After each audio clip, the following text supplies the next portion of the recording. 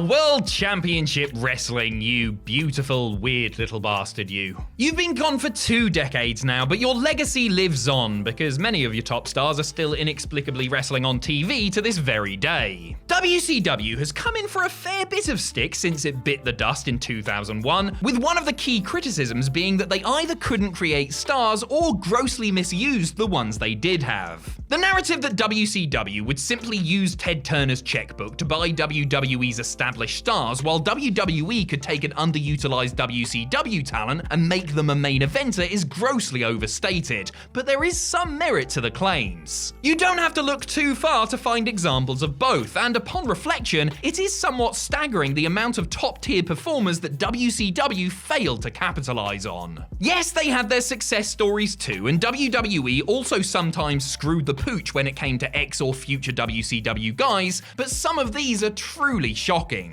And I ain't talking about Uncle Fred in a Stormtrooper helmet, baby. I'm Adam Pacitti from Cultaholic Wrestling, and these are 10 WWE stars wasted by WCW. Join us.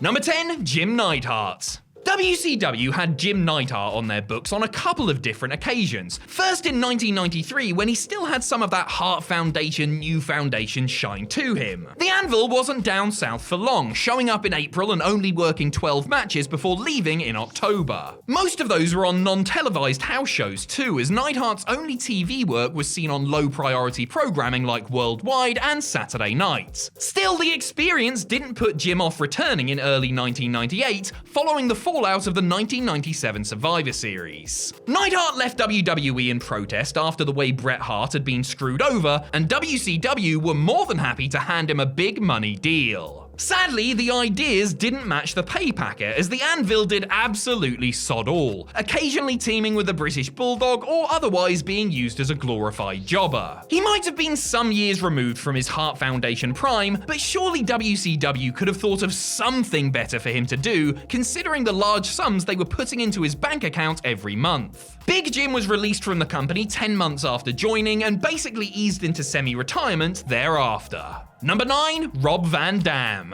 Rob Van Dam made his name in ECW in the late 90s and became an even bigger star once he joined WWE in 2001. Before he developed the thumb-pointing, cool airbrushed singlets, or incredible moves like the Van Terminator, he was another fresh-faced up-and-comer trying to make his way in the wacky world of wrestling. Just a few years into his career, Van Dam found himself gainfully employed by WCW, having been hired by Bill Watts in 1992. The cowboy didn't like the name Rob Van Dam, so he instead went by Robbie V and was positioned as a young, high-flying lower mid-card babyface. He didn't appear on TV much, but he did wrestle some notable names such as Scotty Raven Flamingo, Vinny Kevin Nash Vegas, and Paul Orndorff. Unfortunately for RVD, Bill Watts was replaced by Ole Anderson not long into his run. Ole didn't see as much in Robbie V, who found himself looking at the lights more often than not. Not only that, but the pay wasn't great either, and Van Dam knew he could make more money elsewhere. So he left after 6 months and less than 20 matches and never looked back, soon securing a full-time gig with All Japan Wrestling. WCW unsuccessfully tried to get him back many years later. Number 8, Triple H. After impressing the right people with his tryout match, a young Paul Levesque, going by the not even remotely punny name Terror Rising, was offered a guaranteed 2-year deal worth $52,000 a year by Eric Bischoff in early 1994. Amazingly, the man that would go on to be known as Triple H, the smartest and toughest man in all of wrestling, lest we forget, asked that the contract would only be for 1 year, as he felt that after that, the Bish would know whether or not he was worth 52 grand or if he was worth a whole lot more. After ditching the absolutely awful name for the slightly less awful Jean-Paul Levesque, the game got over somewhat as a snobbish aristocrat with a French accent. It was low-level stuff, but fans, management, and his fellow wrestlers noted his improvements and tireless work ethic, tipping him to be a star of the future. Once his year was up, Levesque jumped to WWE after catching the eye of Vince McMahon with his performance against Alex Wright at WCW's Starrcade pay-per-view. Helmsley was persuaded to go to New York by others who believed that McMahon would make him a star. Bischoff, on the other hand, credits the Cerebral Assassin's lack of WCW success with him living away from WCW's Atlanta headquarters. Personally, I think it was the crappy names, naff gimmick, and the fact that WCW was a disorganized mess at the time, but what do I know?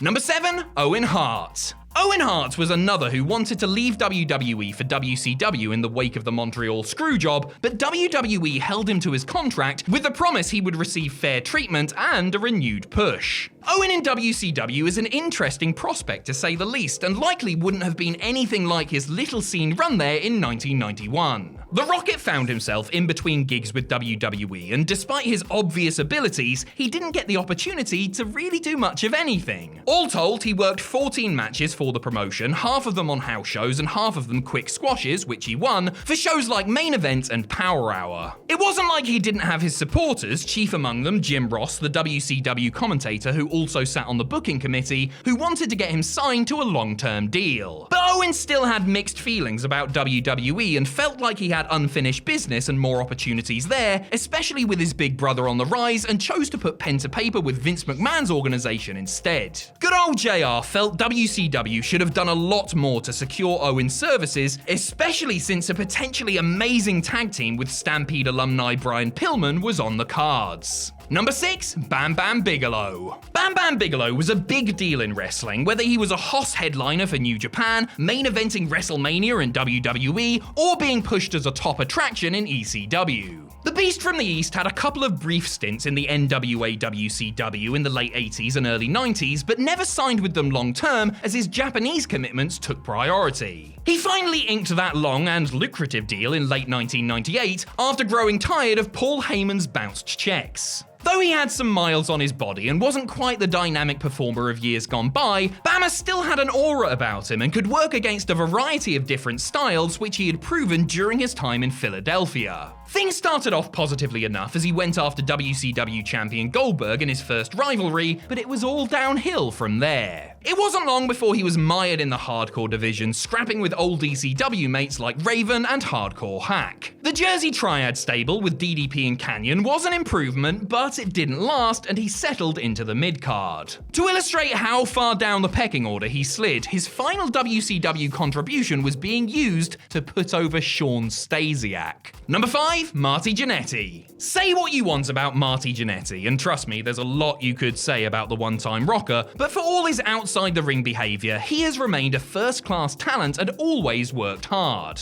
Party Marty left WWE at the end of 1996, and after a year on the independent circuit, showed up in Turnertown in January of 98. Marty was one of the many signed to help bolster the roster for the arrival of new show Thunder, so it makes perfect sense that his first couple of matches took place on Nitro, doesn't it? It was readily apparent from the off that Jannetty wouldn't be moving high up the ladder, as he was put into the role of enhancement talent rather quickly, losing short matches to the likes of Chris Jericho, Scott Steiner, and Raven. Whenever he got the rare opportunity to shine, he looked good, especially in bouts with Dean Malenko and Chris Benoit, and he could have been a cruiserweight division mainstay. But Marty was just one of about 800 people under contract at that time, and he very much got lost in the shuffle, working 29 matches in just over 8 months before sustaining a shoulder injury while wrestling Conan and getting released while recovering from it. Classic WCW. Number 4, Mick Foley. Mick Foley wasn't some jobber to the stars or anything when he was in WCW in the early 90s. He was a star, a featured performer who was promoted and pushed. Much of him making a name for himself is down to Foley, who, as Cactus Jack, did everything imaginable in order to get over. His series of matches with the likes of Sting, the Nasty Boys, and especially Vader were brutal, violent masterpieces that were unlike anything else in the PG world of WCW. More than willing to take abuse for the cause, Foley would routinely risk life and limb to entertain, doing ungodly things like taking a powerbomb on the concrete floor. This penchant for pain worried WCW management, including the EVP and legal staff, and Foley had several of his outlandish ideas nixed and was told to tone it down on multiple occasions. Things got to the point where enough was deemed enough, and Mrs. Foley's baby boy left the organization for the indie and international scenes. Considering how much bigger Foley became in WWE, WCW really dropped the ball with him, as he never got above a certain level despite consistently delivering the goods. Number 3, Bret Hart. The Bret Hart WCW got in late 1997 was a Bret Hart who was the most sympathetic wrestler in the world, coming in red hot with a ton of fan support after being screwed by the evil Vince McMahon at Survivor Series. They were also getting one of the best wrestlers to ever lace them up too, but the events in Montreal handed Eric Bischoff and company a golden opportunity right from the get-go. And guess what? They blew it! Shocking, I know, but it's true. The Hitman's first big task in WCW was acting as guest referee in the Starrcade 97 bout between Bischoff and Larry Zbyszko before getting involved in the bungled finish to the Hogan-Sting main event. Things didn't get too much better from there as Hart shockingly became just another face in the bloated crowd. He had his moments in WCW, such as the steel plate spear angle with Goldberg and the tribute match he wrestled for Brother Owen, but his stay in the organization was a massive and expensive disappointment. Bret himself has been very critical of WCW, saying they never knew what to do with him and that in a perfect world he wouldn't have left WWE in the first place. Number 2, The Undertaker. After a couple of years on the indie scene, Mark Calaway ended up in WCW in late 1989. It's not surprising that they would offer him a job since he had the height and size that is often sought after, especially in those days, combined with an impressive athletic ability for a man of his dimensions. Mean Mark Callis was a star, and he looked impressive whether wrestling in singles or as the replacement for Sid Vicious in the Skyscrapers tag team. When he went back to being a singles wrestler following the team split, he became a Paul Heyman guy and had some fairly high-profile matches, including a US title bout lost to Lex Luger at the 1990 Great American Bash. It was evident that he wasn't going to achieve great fame in WCW after a conversation with Booker Ole Anderson, who told Calaway that nobody would ever pay to see him wrestle during contract talks. Seeing the writing on the wall, he met with WWE, agreed on a deal, handed in his notice, and a few months later debuted as The Undertaker. Now, I may be going out on a limb here, but I think one or two folk might have paid to see the dead man wrestle since then, you know? Number 1, Steve Austin. From the very beginning of his pro wrestling career, Steve Austin wanted to be good at it. Very good at it. The best. Austin had a hunger and passion that took him from Texas and Memphis to WCW, where he captured the TV title after just a few weeks on the books. Stunning Steve gradually climbed the ladder, standing out for his rapidly improving performances and evident charisma. His Hollywood Blondes tag team with Brian Pillman was gold, and he showed the true scope of his abilities in his US title rivalry with Ricky Steamboat.